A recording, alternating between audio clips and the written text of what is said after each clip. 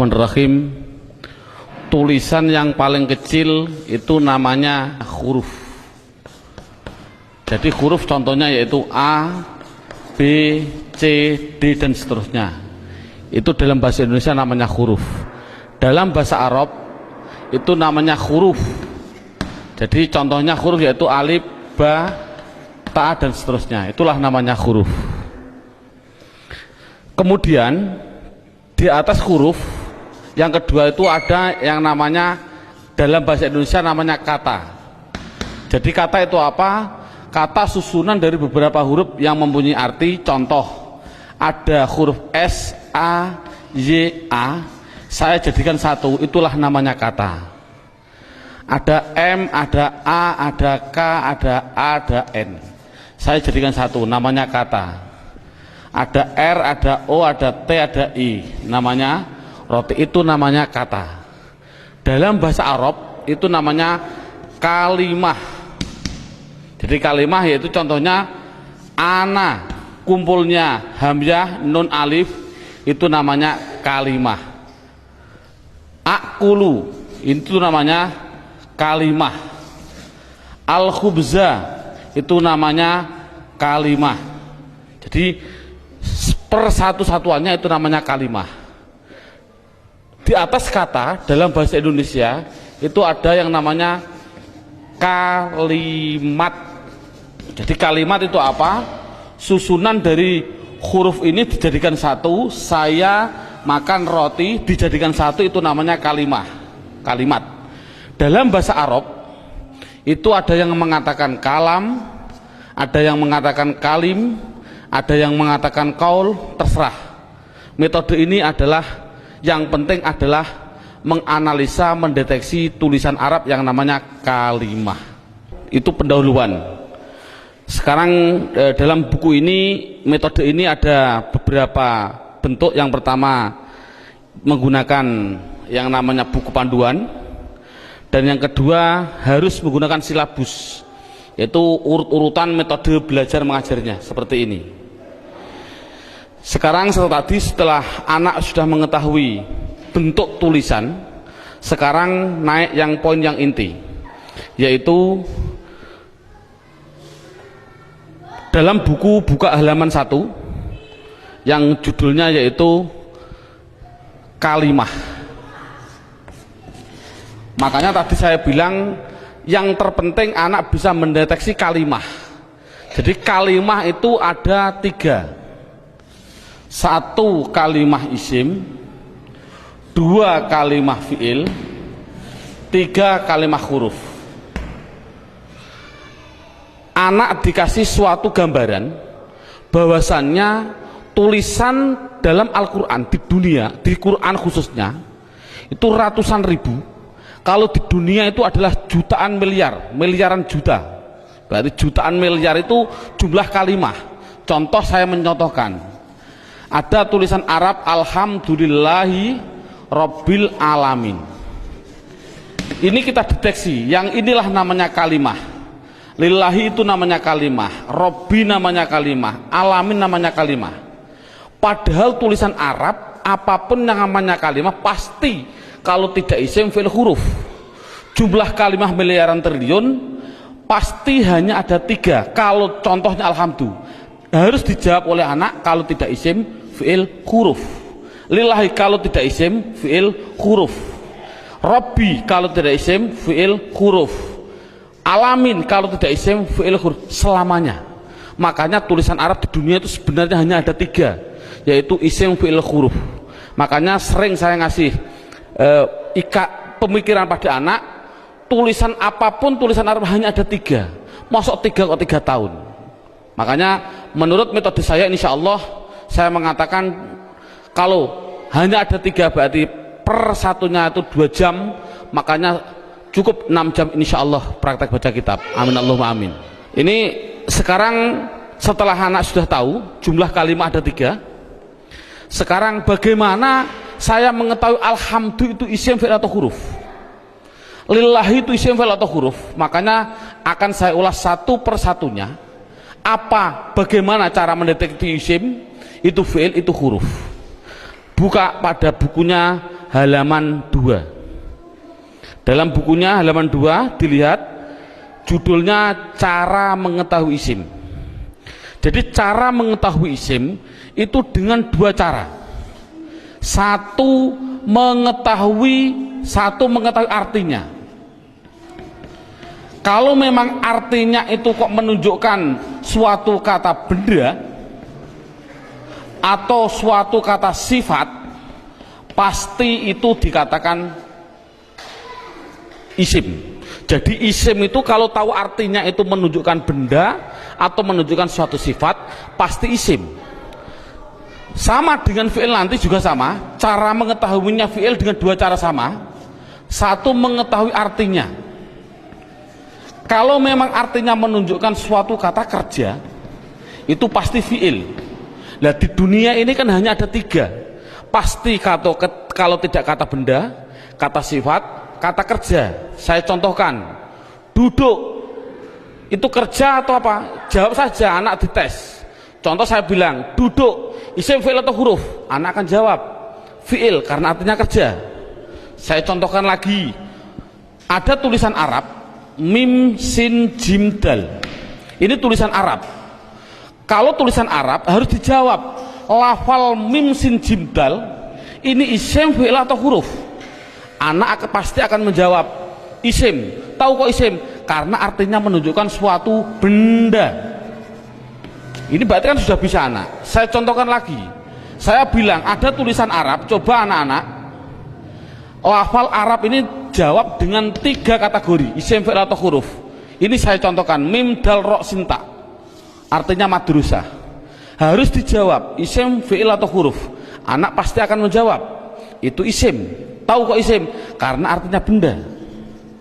Oh 100. Jadi kalau ada apapun artinya benda atau sifat, contohnya Allahu Akbar, saya menerjemah Akbar itu artinya agung atau mulia. Ini agung itu kan suatu sifat, otomatis Akbar ini harus dijawab. Akbar itu isim, fi'il atau huruf? Anak akan jawab Akbar pasti isim. Tahu kok isim? Karena artinya itu suatu sifat. Jadi kesimpulannya adalah anak bisa mendeteksi, pertama mendeteksi isim, fi'il, huruf dari artinya. Kalau memang artinya benda atau sifat berarti isim, kalau artinya kerja berarti kalimah fi'il. Pertanyaan selanjutnya, Pak, tulisan Arab katanya miliaran triliun, di Al-Quran ada 700-an ribu. Bagaimana saya mengetahui itu isim, itu fi'il, itu huruf, padahal saya tidak tahu artinya? Oh, kalau tidak tahu artinya, lihat buku panduannya, yaitu lihat halaman 3. Dalam buku halaman 3 judulnya adalah mengetahui tanda-tanda kalimah isim. 1, kalau tidak tahu artinya, 1 harus mengetahui tanda-tandanya.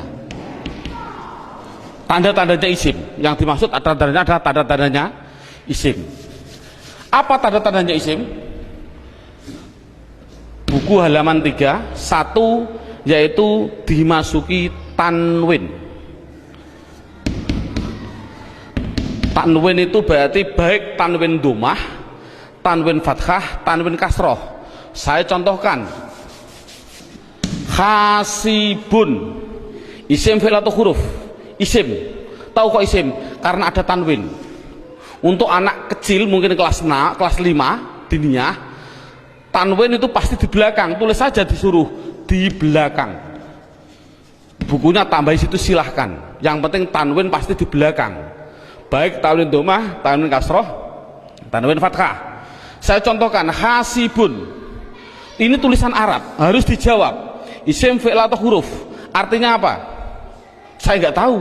Kalau tidak tahu, ini harus dijawab isim. Mengapa ke isim? Karena ada tanwinnya. Saya menulis lagi, sohi bin, isim, fi'il atau huruf? Isim. Tahu kok isim? Karena ada tanwinnya. Berarti anak sudah bisa mendeteksi, yaitu tanda-tanda yang pertama kalimah isim, yaitu dimasuki tanwin. Sekarang yang nomor 2, Tanda-tanda isim yang nomor 2 itu kalau ada tulisan Arab depannya dikasih al, makanya dalam bukunya hanya dimasuki al, garis miring di depan. Jadi kalau ada tulisan Arab depannya ada alif dan lam, pasti itu isim. Contoh, alhamdu, harus dijawab isim fi'il atau huruf. Jawabnya adalah isim. Tahu kok isim? Karena dimasuki al. Ar-Rahim, isim fi'il atau huruf. Isim. Tahu kok isim? Karena ada al. Dan seterusnya. Sekarang yang ketiga, tanda-tanda isim yang ketiga yaitu dimasuki yang namanya huruf jar. Huruf jar itu apa sih? Huruf jar itu adalah tertentu, lafalnya tertentu, yaitu ada tulisan itu berupa apa? Min, ila, an, ala, dan seterusnya. Di dalam buku sudah ada. Min artinya dari, ila artinya ke, an artinya dari, ala artinya di atas, dan seterusnya.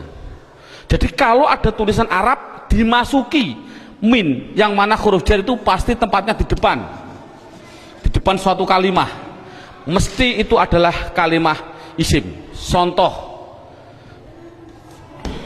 saya mencontohkan ada tulisan Arab, zahaba zaidun ila suq, zahaba zaidun ila suq. Anak saya tes satu persatu dulu. Zaitun, isim fi'il atau huruf? Isim. Tahu kok isim? Karena ada tanwinnya. Suk, isim fi'il atau huruf? Isim. Tahu kok isim? Karena dimasuki huruf jar yang namanya ilah. Artinya apa saya suk? Tidak tahu, tidak penting. Ini kan tidak penting. Yang penting itu bisa mendeteksi itu pasti kalimah isim. Contohnya lagi, ada contoh yang namanya ada roja'a. Saya contohkan, roja'a kembali. Siapa yang kembali? Bakrun, siapa bakar? Kembali min dukan. Bakrun isim fi'il atau huruf? Jawabnya isim. Tahu kok isim? Karena ada tanwin. Min dukan itu isim fi'il atau huruf? Isim. Tahu kok isim? Karena dimasuki huruf jar min. Artinya apa? Tidak penting. Jadi makanya itu adalah tanda-tanda kalimah isim. Yang ketiga, yang keempat, tanda-tanda isim yang keempat di situ saya tulis. Saya hapus dulu. Tanda-tanda isim yang keempat yaitu dimasuki namanya huruf kosam. Kosam itu artinya sumpah. Kosam artinya sumpah. Di sini huruf kosam hanya ada 3, wawu, ba, ta. Untuk anak pemula jangan dicontohkan selain lafal Allah, jangan. Untuk pemula jangan. Contoh, wal asri. Asri ini adalah isim. Tahu kok isim? Karena ada wawu kosam. Tidak perlu sebenarnya. Yang penting itu adalah wawu kosam nanti. Contohkan saja wallahi. Berarti Allah itu isim karena apa? Dimasuki wawu ini. Itu aja masih bingung untuk anak didik. Jadi kesimpulannya kosam tidak begitu penting. Yang penting yang terakhir ini. Tanda-tanda isim yang terakhir yang kelima yaitu dimasuki yang namanya mamimu. Contohkan, nih contoh mamimu di sini dalam buku panduan. Di situ lihat halaman 65. Halaman 65 dalam bukunya dibuka. Contohnya halaman 65 yaitu fa'ala yaf'ulu fa'lan wa maf'alan fahuwa fa'ilun wa dzaka maf'ulun. Saya ambil yang penting-penting saja. Uf'ul la taf'ul, maf'alun 2 kali ini, maf'alun mif'alun. Cara menerangkan pada anak bahwasannya fa'ala yaf'ulu fa'lan ini adalah dalam bahasa pramuka namanya kata sandi. Kalau dalam bahasa komputer namanya keyword atau password. Atau password, katakan saja password. Passwordnya itu apa? Itu namanya fa'ala. Karena apa? Fa'ala itu adalah hitungan hanya ada 3, 1, 2, 3. Artinya tulisan Arab di dunia, saya tadi bilang miliaran triliun itu pasti dari 3 kata dasar. Saya bilang contoh, memukul, doroba, ini namanya 1, 2, 3. Duduk, jalasa, 1, 2, 3. Menolong, nasoro, 1, 2, 3. Inilah jadi tulisan Arab itu pasti 3. Contoh fa'ala, berarti saya contohkan di atas. Makanya anak, kalau insya Allah kalau anak desa biasanya sudah bisa. Ini namanya fa fi'il, ini namanya fi'il. Sebagai kata sandi namanya fi'il. Namanya fa fi'il, ain fi'il, lam fi'il. Jadi dot itu bertepatan dengan fa, namanya fa fi'il. Ro bertepatan dengan ain, namanya ain fi'il. Ba bertepatan dengan lam, namanya lam fi'il. Jadi pasti tulisan Arab miliaran triliun itu pasti dari 3 kata dasar. Itu pasti. Jadi kalau dilihat nanti dalam tulisan Arab, yang dimaksud mamimu adalah ada tulisan Arab, depannya ada mim, baik dibaca mi kasroh mi, atau dibaca mim dibaca fathah ma, atau ada tulisan Arab dibaca mu, muslim. Kalau ada tulisan Arab depannya kok dikasih mim dan jumlahnya pasti 4, berarti karena 3 yang asli, mim lam sin asli, mim tambahan, lam fa lam ain fa asli, mim tambahan. Jadi kalau ada tulisan Arab depannya ada mim, baik dibaca ma atau mi atau mu, pasti itu kalimat isim. Contoh, muslim, isim fi'il atau huruf? Jawabnya adalah isim. Tahu kok isim? Karena dimasuki mu. Saya menulis. Masjid, isim fi'il atau huruf? Isim. Tahu kok isim? Karena dimasuki ma. Dan seterusnya. Saya bilang madrasah, isim fi'il atau huruf? Isim. Tahu kok isim? Karena dimasuki ma. Jadi tulisan Arab kalau ada mim dibaca baik fathah, kasroh, dumah, itu pasti kalimat isim. Sekarang saya tambah sedikit suatu pengenalan. Kalau ada tulisan Arab,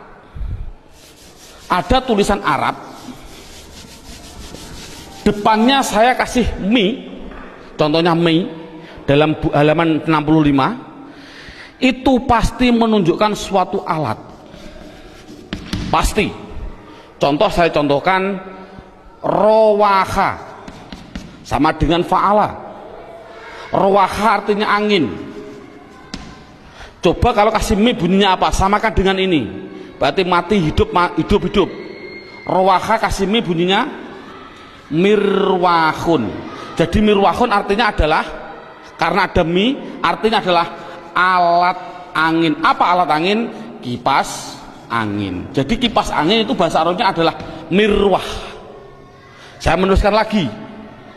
Kalau ada tulisan Arab di belakangnya ada tak seperti ini, tak, pasti itu hanya tambahan, tidak akan asli, pasti tambahan. Contoh, satoro. Satoro saya nulis artinya pinggir.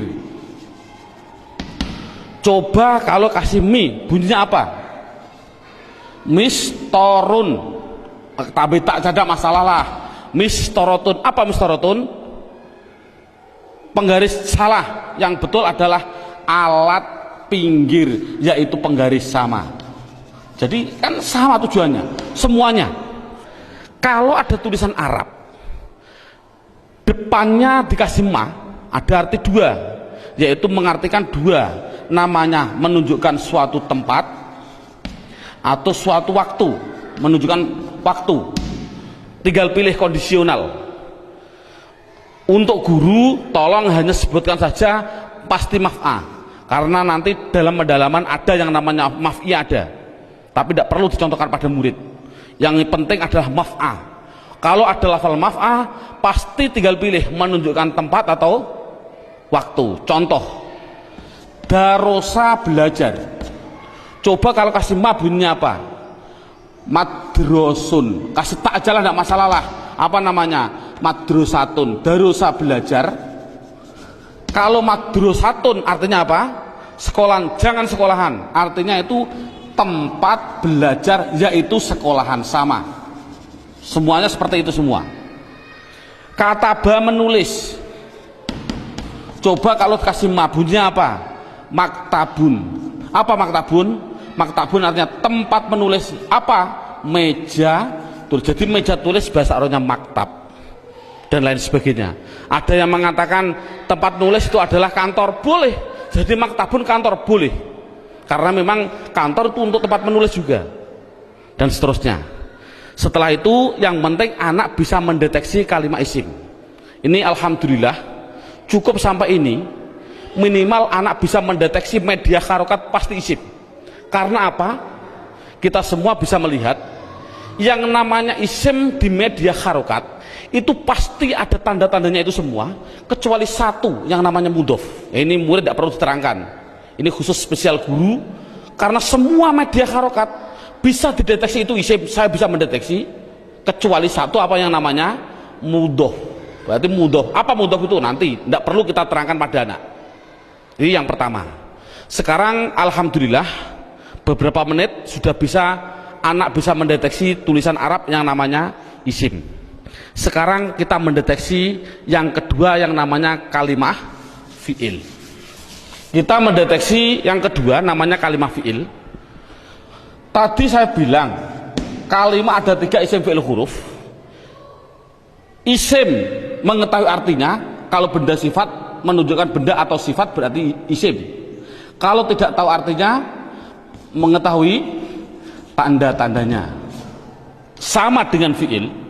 Kalau mengetahui artinya, itu artinya menunjukkan suatu kerja, berarti kalimah fi'il. Tadi sudah saya terangkan. Kalau tidak tahu semuanya Pak, oh sama dengan isim, yaitu mengetahui tanda-tandanya. Lihat buku panduannya, yaitu halaman 10. Buku panduan halaman 10.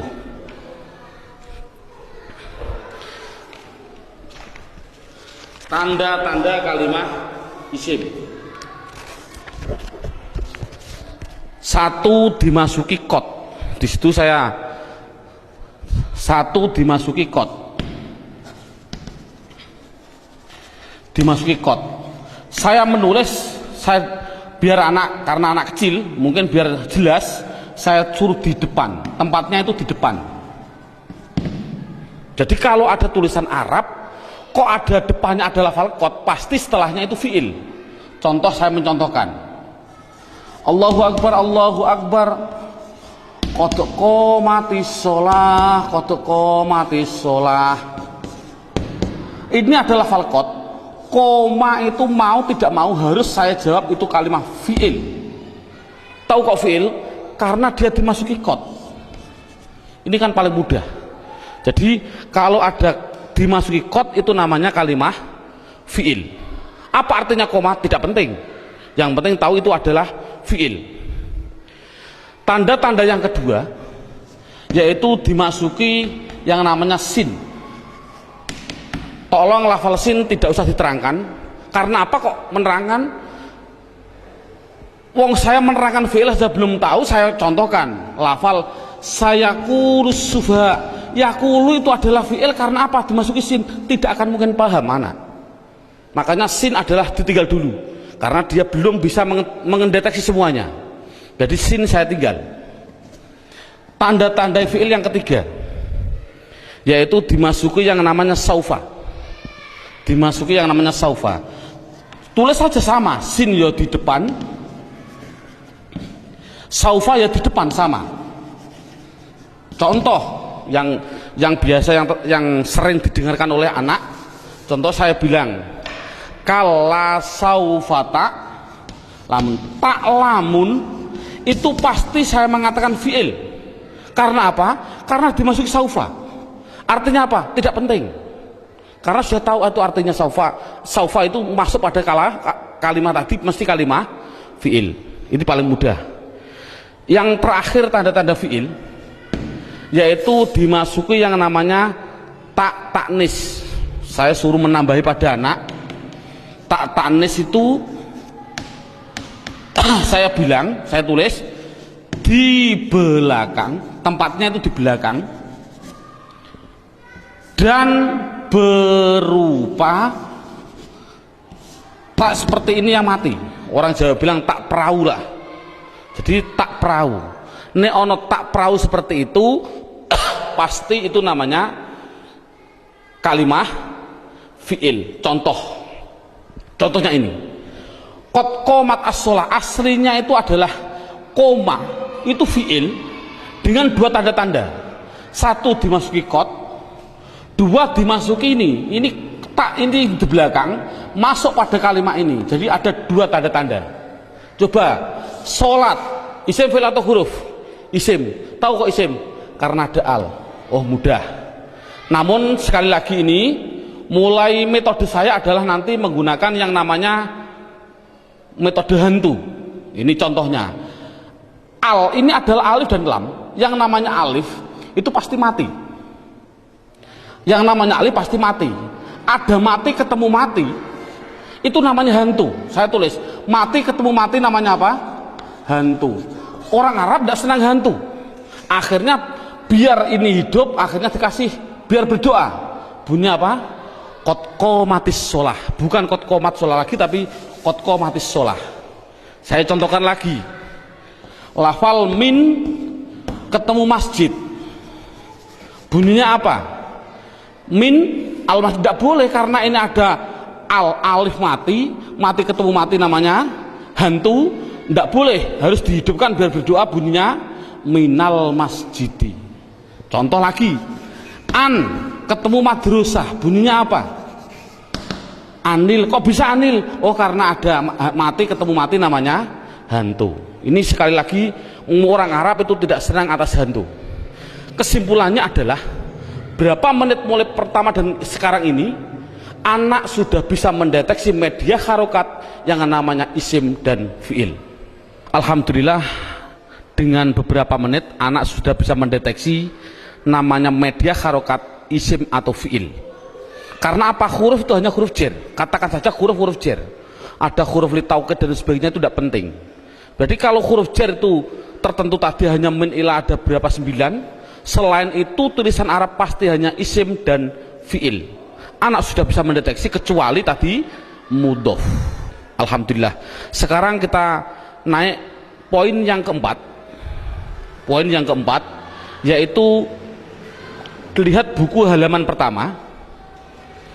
Dalam halaman pertama terlihat kalimah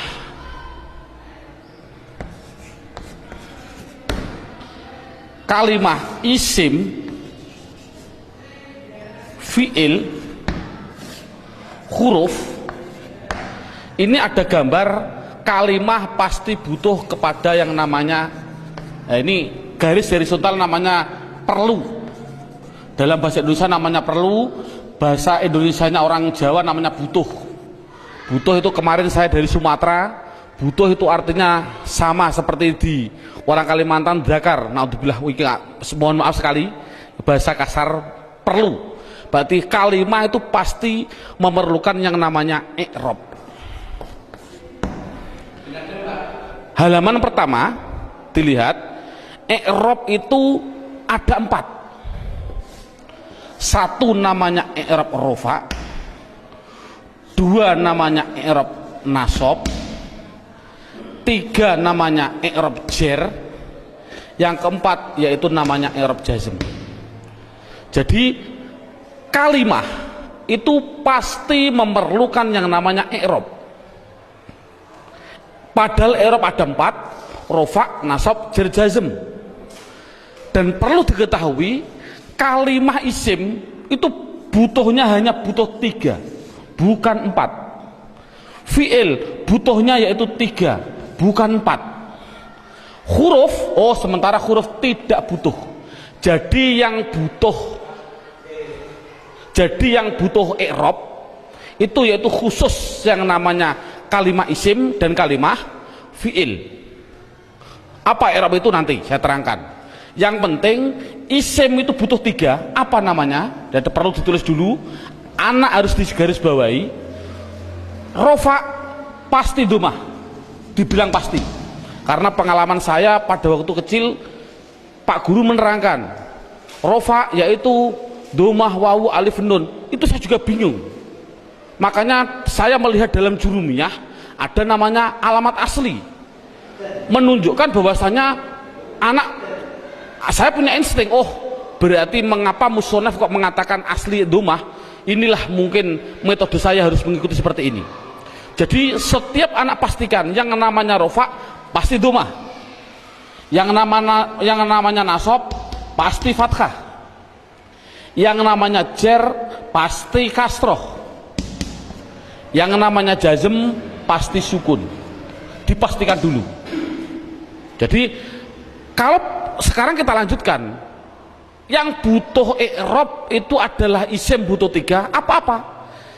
Isim butuhnya yaitu rofa, nasab, jer. Ini kebutuhan isim. Jadi isim butuhnya hanya 3, rofa, domah, nasab, fathah, jer, kasroh. Tidak butuh kepada jazm, tidak butuh. Ini penting. Adapun yang fi'il butuh 3. Fi'il butuh 3. Apa-apa?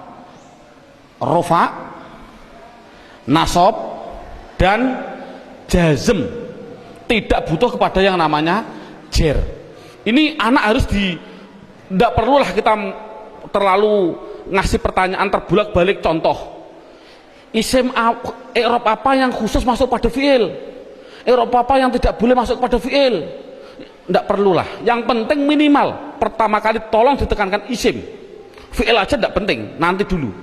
Yang penting kalau bilang isim pasti punya namanya rofa domah, nasab fathah, jer kasroh. Itu isim dulu, matangkan isim. Fi'il tidak perlu ditanya dulu. Jadi sekarang pertanyaannya, apa sih yang dinamakan rofa domah? Rofa itu adalah i'rab. I'rab itu apa? I'rab adalah perubahan pada akhir kalimat atau kata, akhir kata atau kalimah dalam bahasa Arabnya tadi. Jadi kalau ada tulisan Arab, perubahan belakang itulah namanya i'rab. Contoh saya bilang, ada tulisan Arab min sim jimdal, belakangnya itu, kalau ini kan kata benda, ini kan orang tahu kata benda. Kalau benda berarti kalimah isim. Kalau isim harus dijawab, pasti butuh perubahan belakang. Kalau dia rofa ya pasti dun.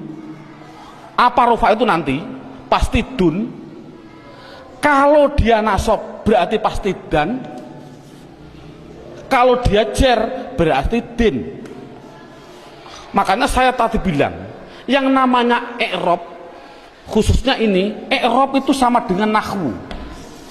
Contohnya lafal ini, dun dan din. Inilah belakang, ini namanya nahwu. Adapun depan ada tulisan mim sim jim dal, bacanya apa? Masjid. Mengapa kok dibaca masjid? Buat dibaca misjid saja. Inilah perubahan depan, itu namanya sorof. Jadi nahwu sama sorof itu harus gandeng. Mengapa terjadi sekarang ini guru nahwu, guru sorof sudah berlainan, itu sudah jauh, akan bertemu juga sulit. Karena satu kalimat membutuhkan 2 hal, yang namanya nahwu dan sorof. Jadi perubahan depan itu namanya sorof, perubahan belakang adalah nahwu. Jadi kesimpulannya lagi, ada kesimpulan ini, tolong nanti anak-anak harus dipahami. Yang namanya isim, yang namanya, saya ini kesimpulan, isim pasti butuh 2 hal belakangnya. Kalau ada al, kalau tidak ada al ya ditanwin. Itu prinsip. Jadi kalau ada tulisan Arab kok dia menunjukkan suatu isim, itu harus kasih tanwin kalau tidak ada alnya. Kalau ada alnya jangan ditanwin. Contoh, masjid ini kan tidak ada alnya, makanya saya balang dun dan din. Coba kalau saya kasih al, al masjid, coba rofanya bunyinya bagaimana? Al masjid, masjidu, jangan ditanwin karena ada al. Nasabnya bunyinya bagaimana? Al masjidah. Jernya bunyinya bagaimana? Al masjidi. Ini contoh. Dalam buku panduan saya, anak harus dites dengan contoh dua, yaitu dengan lafal basmalah dan takbir. Saya contohkan. Kita kasih contoh yang biasa dibaca oleh anak.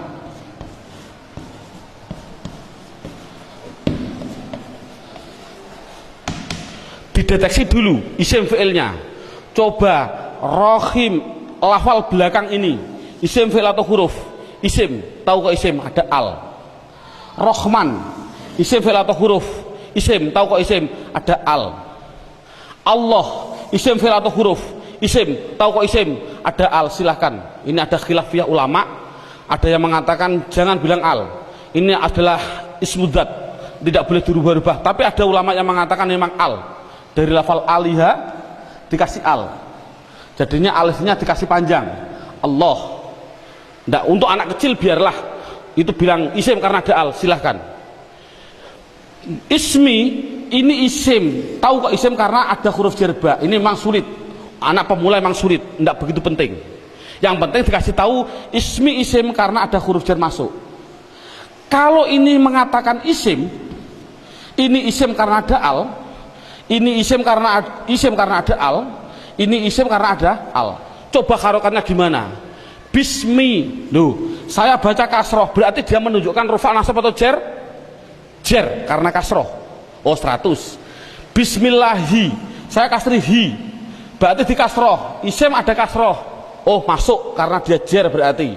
Mengapa kok jer? Oh, nanti belum waktunya. Bismillahirrohmani, mengapa saya bilang nih? Rufa nasab atau jer? Jer. Oh, 100. Teruskan. Bismillahirrahmanirrahim. Pasti anak jawab khim. Jawab saja mustahil. Karena sukun itu miliknya fi'il. Ini kan sukun. Sukun itu adalah miliknya kalimah. Sukun itu miliknya kalimah fi'il. Padahal ini isim. Berarti itu milik isim, tidak boleh. Jadi salah ada tulisan Arab Bismillahirrahmanirrahim, mimnya kok disukun, salah. Mestinya itu kalau dia isim, kalau tidak rohimu ya rohimah ya rohimi, pasti itu. Oh, kebetulan di dalam Al-Quran tulisannya adalah mi, ya berarti jer. Dari mana kok jer? Yang penting dia kasroh, itu jer. Mengapa kok dibaca jer? Oh, nanti belum masanya. Yang penting dia bisa mendeteksi itu isim, rofa nasab atau jer. Ini kan anak sudah lumayan. Dengan berarti gambaran rohim ini adalah menggambarkan anak biar tahu, oh isim tidak boleh ditanwin. Loh, kok disukun pak? Oh, tidak boleh tanwin, maaf, disukun. Mengapa sukun pak? Karena wakof. Saya contohkan lagi. Dua contoh. Lafal Allahu Akbar. Allahu Akbar. Orang bilang Akbar disukun. Saya jawab salah. Mengapa salah? Tadi saya bilang akbar itu adalah sifat. Yang namanya sifat itu pasti isim. Yang namanya isim tidak mungkin dia disukun. Di dalam tulisannya kalau begini. Karena apa? Sifat isim tidak boleh sukun. Karena sukun itu miliknya fi'il. Kalau isim itu pasti kalau tidak ru, ya ro, ya ri. Mengapa tidak ditanwin? Nanti. Yang jelas ini contoh Allahu Akbar. Allah isim, tahu kok isim ada al. Rufa nasab atau jer? Rufa, tahu kok rufa karena dumah. Akbar yang betul adalah akbaru. Jadi mengapa kok dibilang bar? Karena wakof. Kalau nulis adalah ru yang betul. Makanya sering saya kasih pertanyaan, bagaimana hukumnya ada orang sholat bilang Allahu Akbaru, sah nggak? Jawabnya adalah sah karena nahunya seperti itu. Namun yang terbaik memang adalah wakof. Seperti ini. Bismillahirrahmanirrahim karena wakof. Jadi intinya adalah yang namanya i'rab ada 4 rofa nasab jar jazm. Khusus kita tekankan pada isim. Yang namanya isim belakangnya pasti rofa dumah, nasab fathah, jar kasroh. Itu kesimpulannya. Sekarang silabusnya poin yang kelima, judulnya yaitu pendalaman isim. Buka halaman 1. sama halaman 1, yaitu lihat halaman 1, isim dibagi 2. Ada yang namanya isim mabni, ada yang namanya isim mu'rab. Sekali lagi, isim mabni dan isim mu'rab dibagi dulu. Apa yang namanya isim mabni? Dalam buku halaman 2 ada. Mabni itu adalah, mabni itu apa? Mabni adalah harokat belakang, harokat belakang itu tetap. Saya tulis tetap. Itulah namanya mabni. Jadi mabni itu apa? Mabni harokat belakang tetap. Mu'rab itu apa? Mu'rab yaitu harokat belakang berubah-ubah. Harokat belakang berubah-ubah. Jadi itu kesimpulannya. Jadi isim harus dibagi 2, isim mabni dan isim mu'rab. Isim mabni belakangnya tetap, isim mu'rab belakangnya berubah-ubah.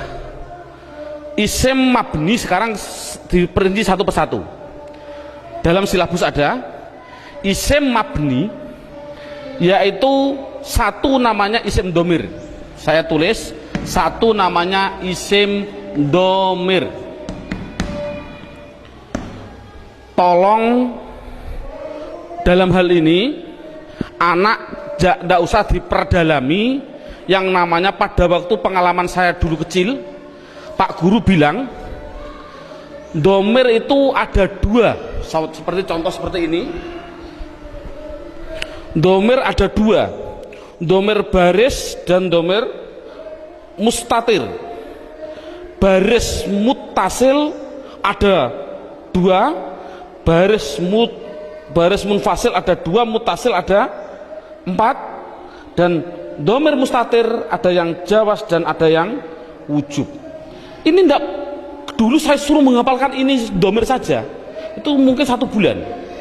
Lah menurut saya kita ambil yang pokok dulu. Dengan metode ini adalah metode saya bilang domir yang berupa domir baris munfasil rufa, yaitu pendalamannya dalam buku. Lihat halaman buku yaitu dilihat halaman 4. Halaman 4 dilihat judulnya isim domir. Di situ saya tulis yaitu lafal huwa, huma, hum, ya, huma, hunna, anta, antuma, antum, anti, antuma, antunna. Yang terakhir ana, nahnu. Jadi jumlahnya 14.